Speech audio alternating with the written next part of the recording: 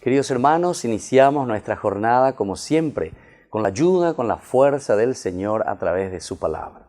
Hoy escuchamos de los hechos de los apóstoles. Sabemos que justamente son las obras, las acciones de los apóstoles como nuevos resucitados, también nosotros como hechos de los apóstoles, acciones nuestras como nuevos resucitados.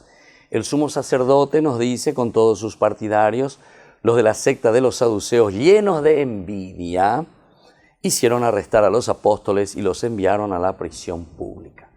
Queridos amigos, esta es la acción que justamente viene del enemigo, podemos decir así. Es decir, cuando queremos ser hombres resucitados, cuando queremos hacer obras buenas por los demás, recordemos que no siempre seremos aplaudidos. No es que siempre todas las personas nos dirán que lo estamos haciendo bien, al contrario. Siempre estarán buscando algo de negativo para decirnos que no lo hacemos bien. Tantas veces la paraguayo lleva. Es tan difícil ver que alguien esté triunfando, que alguien esté haciendo bien las cosas. Y esto entonces nosotros, como nos pide justamente el Papa Francisco cuando nos dice que la resurrección, la fuerza de Cristo tiene que cambiar nuestra cultura, tiene que cambiar nuestra forma de ser.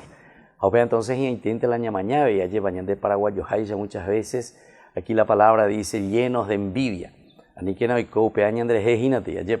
Sino que al contrario, sepamos mirar las cosas lindas y las cosas positivas que se van realizando en nuestro mundo, en nuestra familia, entre los demás, cuando queremos hacer crecer algo que haga crecer verdaderamente a la comunidad, a la familia, a esa persona que necesita.